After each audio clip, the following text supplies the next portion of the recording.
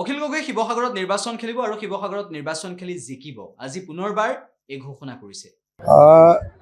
মই মানে ৰাইজৰ দলৰ তৰফৰ পৰা শিৱসাগৰ সমষ্টিত নিৰ্বাচন খেলিবৰ কাৰণে আমাৰ নিয়ম অনুসৰি 25,000 টকাৰ চেক দি 25,000 টকাৰ ড্ৰাফট কাটি আৰু লগতে আবেদন কৰি মোৰ আজি লাষ্ট তাৰিখ আমাৰ 31 জানুৱাৰী। গতিকে আজি আবেদন জমা দিলোঁ। কালিয়ে মই পইচাটো ড্ৰাফটত ভৰালোঁ। আজি আবেদন জমা দিয়া হ'ল। যুৱ বাহিনীৰ সভাপতিয়ে মোৰ হৈ তেখেতে আবেদন জনালে। মই গতিকে শিৱসাগৰৰ পৰা ইলেকশ্যন খেলাটো খাটাং হ'ল। বহুতে কৈছে যে ধুবুৰীৰ পৰা আপুনি খেলিব পাৰে। মানে মই শিৱসাগৰৰ এজন গৰ্বিত MLA। মই শিৱসাগৰৰ বাহিৰে পৃথিৱীৰ কোনো ঠাইৰ পৰাও ক'ৰ পৰাও ইলেকশ্যন নেখেলোঁ। শিৱসাগৰতে খেলিম আৰু শিৱসাগৰতে জিকিম।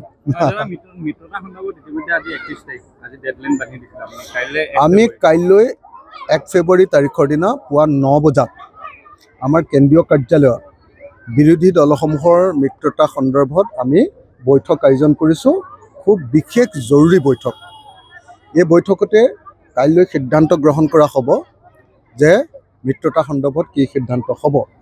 কাৰণ মিত্ৰতা সন্দৰ্ভত আমি যি ধৰণৰ সঁহাৰি কংগ্ৰেছ দলৰ পৰা আশা কৰি আছিলোঁ, সেই ধৰণৰ সঁহাৰি, সেই ধৰণৰ গুৰুত্ব, সেই ধৰণৰ সন্মান আমি এতিয়ালৈকে লাভ কৰা নাই।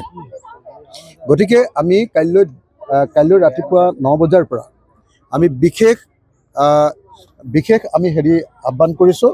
অলপ পিছত যাব না প্লিজ। তো আমি বিশেষ আপোনাৰ বিশেষ কাৰ্যনিৰ্বাহক বৈঠক আয়োজন কৰিছোঁ।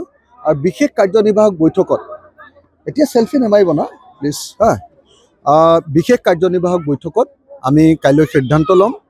কাইলৈ কাৰ্যনিৰ্বাহকে যি সিদ্ধান্ত লয় সেইটোৱে চূড়ান্ত আৰু কাইলৈ কাৰ্যনিৰ্বাহকতে আচলতে আমাৰ বিৰোধী দল কংগ্ৰেছৰ সৈতে বা বিৰোধী ঐক্যমঞ্চৰ সৈতে আমাৰ যিটো মিত্ৰতা সেই সন্দৰ্ভত চূড়ান্ত সিদ্ধান্ত ল'বৰ কাৰণে কাইলৈ আমি এক্সিকিউটিভ আয়োজন কৰিছোঁ।